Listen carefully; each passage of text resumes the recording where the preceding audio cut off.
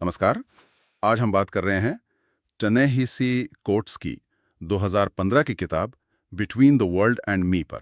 जी बिल्कुल। हमारे पास इसके कुछ अहम हिस्से हैं और ये किताब असल में एक लंबा, काफी जज्बाती खत है जो लेखक ने अपने टीनेज बेटे समोरी को लिखा है। हाँ, ये इसका फॉर्मेट ही बहुत खास है। तो हमारा इरादा है इस खत के जरिए अमेरिका में अश्वेत होने का मतलब क्या है, वो डर, पहचान और नस्लीय भेदभाव की जो गहरी सच्चाइयां हैं उनको समझना। बिल्कुल, चलिए शुरू करते हैं।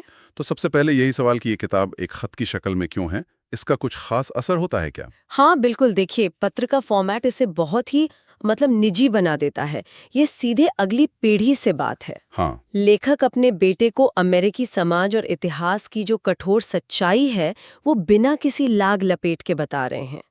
तो ये एक तरह की बहुत ही सीधी व्यक्तिगत गवाही बन जाती है। सही कहा, वो सीधापन महसूस होता है पढ़ते हुए। अच्छा, इसी से जुड़ा एक और सवाल, कोट्स बार बार शरीर पर, मतलब बॉडी पर बहुत जोर देते हैं। ये थोड़ा हटके लगता है। इसका क्या मतलब है उनके लिए? ये बहुत ही केंद्रीय विचार है उनकी किताब का। अच्छा। कोट्स के लिए नस्लवाद सिर्फ कोई आइडिया नहीं है या सिर्फ भेदभाव नहीं है। अच्छा। उनके लिए ये अश्वेत शरीरों पर एक ऐतिहासिक और क्या कहते हैं लगातार होने वाला हमला है, नियंत्रण है, हिंसा है, डर है। हाँ। गुलामी से लेके आज की पुलिस हिंसा तक वो कहते हैं कि ये अश्वेत शरीर ही है जो हमेशा निशाने पर रहा है, जिसे कंट्रोल करने की कोशिश हुई है। तो ये एक शारीरिक अनुभव है उनके लिए। हाँ बिल्कुल, वो अपने बचपन का डर बताते हैं कि कैसे हर वक्त चौकन्ना रहना पड़ता था। हाँ। कैसे चलना है, कैसे बोलना है, एक छोटी सी भूल भी शरीर के लिए खतरनाक हो सकती थी। ये उनके अनुभव का फिजिकल सच है। ये नजरिया तो नस्लवाद को एकदम अलग तरह से दिखाता है, एक रोजमर्रा का शारीरिक खतरा। शायद इसी वजह से उन्हें पारंपरिक शिक्षा से ज्यादा कुछ और चाहिए था। उनकी अपनी पढ़ाई आत्म जागरूकता कैसे बनी? हार्वर्ड यूनिवर्सिटी का भी जिक्र है। बिल्कुल सही। कोट साफ कहते हैं कि जो स्कूलों में पढ़ाया जाता था वो अक्सर उनकी सच्चाई से मेल नहीं खाता था। हाँ। उनकी असली शिक्षा किताबों से हुई और खासकर हार्वर्ड यूनिवर्सिटी से, जिसे वो बहुत इज्जत से द मैक्का कहते हैं। द मैक्का, हाँ। हाँ, और हार्वर्ड में उन्हें पहली बार अश्वेत इतिहास, वहाँ की बौद्धिक परंपरा, वो जो सांस्कृतिक गौरव है और जो विविधता है, उसका एक बहुत गहरा अनुभव हुआ।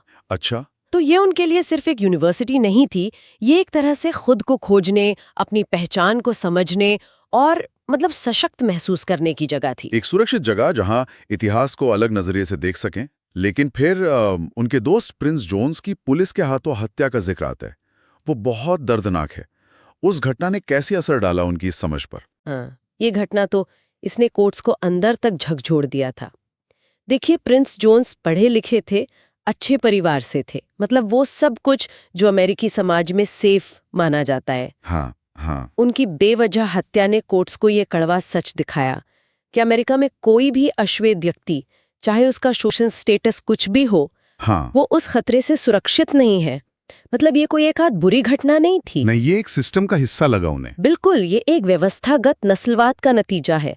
एक ऐसी व्यवस्था जो अश्वेत जीवन को कम आंकती है।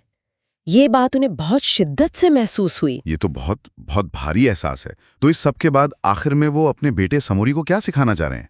क्या ये थोड़ी निराशावादी बात है या उम्मीद है कहीं? देखिए, मैं इसे निराशावाद नहीं कहूंगी, ये यथार्थवाद है। यथार्थवाद। हाँ, कोट्स अपने बेटे को कोई झूठी दिलासा नहीं दे रहे कि सब ठीक हो जाएगा। अच्छा। ऐसा नहीं कहते वो, बल्कि वो उसे सच का सामना करने को कहते हैं, इतिहास को उसकी पूरी कॉम्प्लेक्सिटी में समझने को कहते हैं, आत्मसम्मान रखने और सबसे जरूरी अपने शरीर की अहमियत को पहचानने की सलाह देते हैं। शरीर की अहमियत। जी, और वो ये भी कहते हैं कि ये जो अमेरिकी सपना है ना, जिसकी इतनी बातें होती हैं, हाँ। वो अक्सर अश्वेत लोगों के शरीरों के दमन पर, उनके श्रम पर ही खड़ा किया गया है।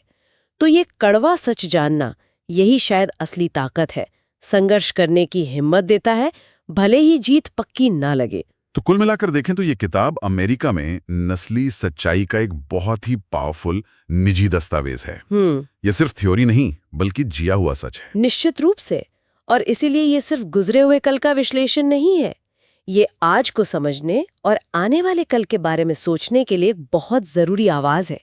ये दिखाती है कि ज्ञान, इतिहास की समझ और अपना अनुभव, यही असली शक्ति है, खासकर तब जब दुनिया आपकी कहानी को अनदेखा कर रही हो। बिल्कुल, और यहीं पे हम अपने श्रोताओं के लिए एक विचार छोड़ जाते हैं। जब इतिहास और समाज के मुद्दों को इतने गहरे, व्यक्तिगत, भावनात्मक स्तर पर रखा जाता है जैसा कोट्स ने किया है, तो क्या ये हमें उन बड़ी व्यवस्थागत समस्याओं की जड़ों को ज़्यादा गहराई से महसूस करने में मदद करता है? उन सच्चाइयों से जुड़ने में मदद करता है जिनसे हम अक्सर एक दूरी बनाए रखना चाहते हैं?